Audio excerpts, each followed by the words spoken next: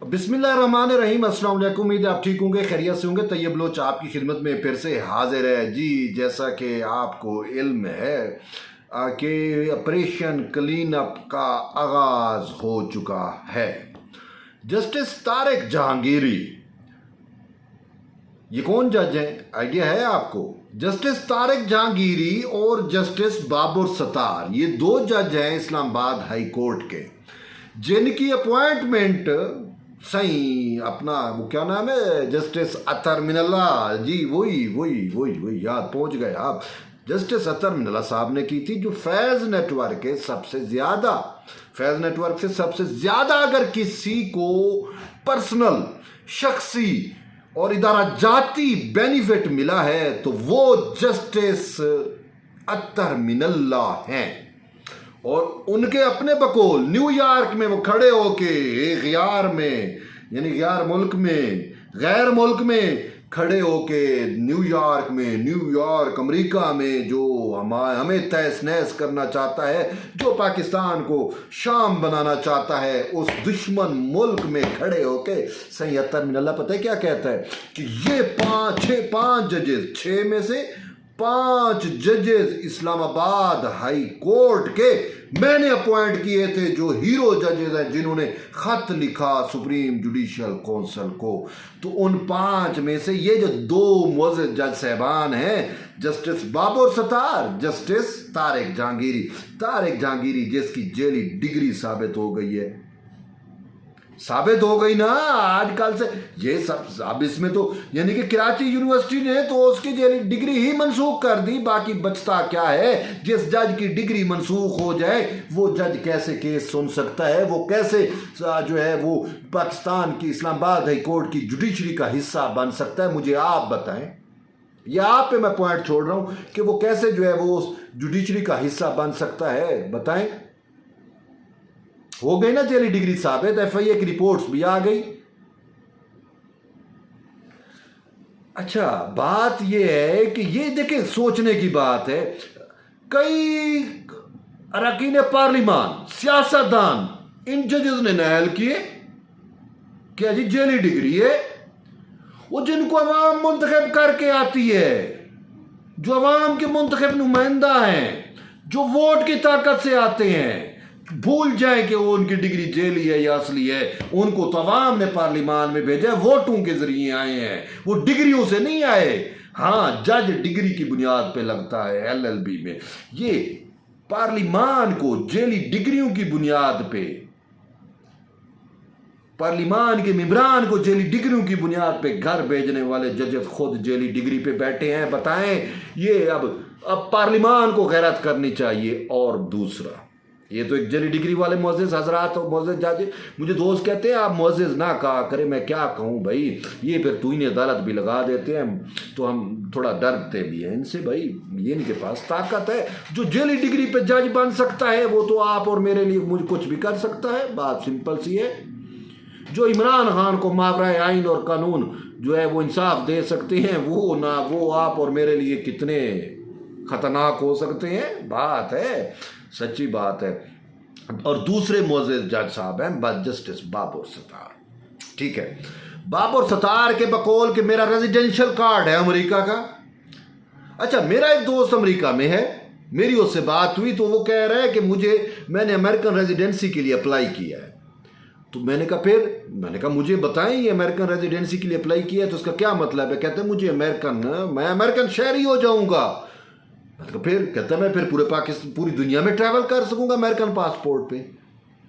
तो बात सिंपल सी है, ये जो जस्टिस बाबर सत्तार है ये तो अमेरिकन शहरी है, फिर अमेरिकन रेजिडेंशियल कार्ड अगर इसके पास है, इसकी फैमिली वहाँ पे रहती है, तो इसकी वफादारी मेरे साथ, आपके साथ, इस रियासत पाकिस्तान के साथ, इसके आइन के साथ तो नहीं है। इसकी वफादारी तो रियासत हाय मुत्तहिदा अमेरिका के साथ है। जब आप रेजिडेंशियल कार्ड के लिए अप्लाई करते हो, जब आप उसकी शरीयत के लिए अप्लाई करते हो, तो वो आपसे हल्फनामा लेते हैं। नहीं तो मैं आपको पढ़वा सकता हूँ जिसमें लिखा होता है कि मैं रियासत हाय मुत्तहिदा अमेरिका के साथ वफादार रहूँगा। ये तो इनकी वफादारी तो उसके साथ है। तो कहने का मतलब ये है कि ऐसे हीरे जज अत्तर मिनल्ला ने फैज नेटवर्क इमरान प्रोजेक्ट के तहत भर्ती किए थे। अब आगे की बात सुने। बाबर सत्तार पे जब दबाव आता है, ये उस पर रेजिडेंशियल कार्ड का, अमेरिकन शहरियत का, या फिर अब जस्टिस तारिक जहांगीरी पे दबाव आता है, तो अत्तर मिनल्ला कहता है बेफिक्र रहो, मैं हूं ना, मैं सुप्रीम कोर्ट में बैठा हूं, मैं जजेस को मैनेज कर रहा हूं, सुप्रीम जुडिशियल काउंसिल मेरे हाथ में है, कोई माइकल आल आपको नहीं हटा सकता, आपने इस्तीफा नहीं देना जब तक मैं यहां पे बैठा हूं। अभी भी तारिक जहांगीरी पे जो दबाव है, जो प्रेशर है, सिर्फ उसको गैरत होती तो रिजाइन कर जाता। उसको ये पता है कि अत्तर मिनल्ला है ना, वो मैनेज कर लेगा, जो इमरान खान के लिए सब कुछ मैनेज कर रहा है, जो इमरान खान को मावरे आइन इंसाफ कानून दे रहा है, जो इस्लामाबाद हाई कोर्ट में जिसने जुडिशियल कू करा दिया, जिसने सुप्रीम कोर्ट ऑफ पाकिस्तान में जुडिशियल कू करा दिया, जिसने चीफ जस्टिस कॉन्स्टिट्यूशनलिस्ट जजेस को एक साइड पे अकलियत में बदल दिया और पॉपुलिस्ट अप्रोच वाले जजेस को और इमरान फैज प्रोजेक्ट के जजेस को जो है वो अक्सरियत में लेके उनका एक ग्रुप बना के जो है वो जुडिशियल कू किया, जुडिशरी को ताले लगा दी, अदलिया को ताले लग गए, इंसाफ मुअत्तल हो गया। उससे आप क्या और क्या बैद करेंगे? बात अब आगे की बहुत आगे निकल चुकी है।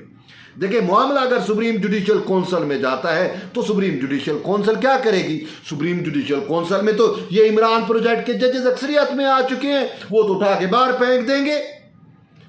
अब इस मामले पे सोचना है पार्लिमान को।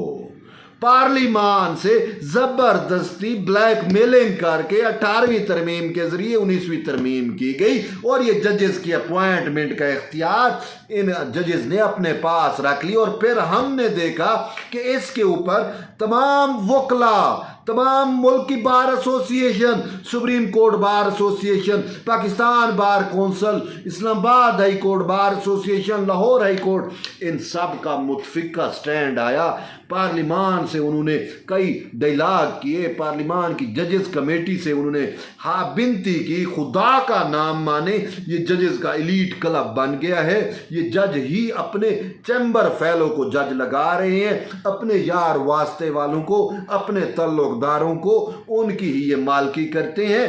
बाकी जो मेरिट पे कोई वकील होता है उसको उठा के बाहर फेंक देते हैं। उन्होंने कहा कि जजेस की अपॉइंटमेंट का तरीक़ाकार तब्दील होना चाहिए, लेकिन अब वक्त की जरूरत है कि अब ये पार्लिमान को देखना है कि वो जजेस जो आपको जेली डिग्रियों की बुनियाद पे नायल करके आपके अरकान को घर भेजा करते थे, उनकी जेली डिग्री साबित हो गई। सुप्रीम जुडिशियल काउंसिल ने तो कुछ नहीं करना, खुदारा आप ही अब कुछ करें। आप पार्लिमान अगर सुप्रीम है तो आपको उस सुपरमेसी को कायम रखना है, उस सुपरमेसी का मुजाहरा करना है, अवाम समझे, आप समझ सके, दुनिया को पता चले, हम अवाम को पता चले कि वाकई पार्लिमान सुप्रीम है और पार्लिमान में तमाम मसाइल का हल है।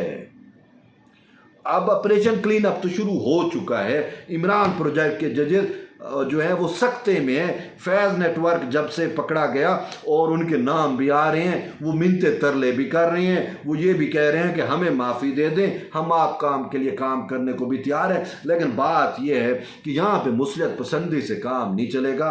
पार्लिमान के लिए ये वक्त है, मैं बार बार कहता हूँ, ये सुनहरी वक्त है, ये ऐसा मौका है। अगर पार्लिमान ने अब कुछ ना किया तो फिर पार्लिमान भी इस तारीख में, इस जो तारीख लिखी जाती है उसमें पार्लिमान भी बराबर की कसूरवार ठहरेगी। बात यह है कि जो वक्त पे प्ले करना होता है, जो वक्त पे खेलना होता है, अगर आप उस वक्त के तकाज़ों के मुताबिक नहीं चल सकते, जब जो है वो क़याम का वक्त आता है, अगर आप सजदे में गिर जाते हो तो फिर वो कसूरवार आप ठहरते हो। इसी वजह से ऑपरेशन क्लीन अप को तेज़ तर करना चाहिए, सुप्रीम कोर्ट के उन 8 जजेस को फिक्स करना चाहिए। इमरान प्रोजेक्ट, फैज़ प्रोजेक्ट के तहत जितने भी जजेस अपॉइंट हुए हैं वो मुझे तो पता है कि आपको नहीं पता, उन सब को जो है आपने घर भेजना है। जजेस की जो तैनाती का तरीक़ाकार है वो भी आपने अपने हाथ में लेना है, और जजेस को फारिग करने का तरीक़ाकार भी अब आपने अपने हाथ में लेना है। ये मुश्किल टास्क ज़रूर है, लेकिन पार्लिमान पे हमें इत्मीद है। वो हमारे वोटों से पार्लिमान के नुमाइंदे बैठे हुए हैं और मुझे उम्मीद है कि वो ये कर गुजरेंगे। अब अगर नहीं करेंगे तो फिर वही बात है, तारीख में आप भी खतावार ठहरेंगे। तो इसी वजह से आप अवामी मंगू वक्त के तकाज़ों के मुताबिक फिलफोर एक्शन करें। ये सितंबर और अक्टूबर का पहला जो अपना सितंबर और अक्टूबर का पहला जो अशरा है, मैं ये वही कह दूंगा, या पहले जो 15 दिन है, ये आपके पास वक्त है। इसमें यानी कि 30 दिन ये और 45 दिन का टोटल आपके पास फ्रेमवर्क है, वक्त है। इसमें अगर आपने करना है तो कर लें, वरना फिर आप अपने हाथ कटवा देंगे, आपकी सुपरमेसी भी बढ़ जाएगी, खुदा की कसम। तो बहरहाल देखते हैं कि अभी पार्लिमान किस तरीके से अपने मामलात को लेकर चलता है। एट दी एंड यही है कि जुड़े रहिए तैयब बलोच के साथ। मिलते हैं एक नई वीडियो में, तब तक के लिए इजाज़त दें। अल्लाह हाफ़िज़।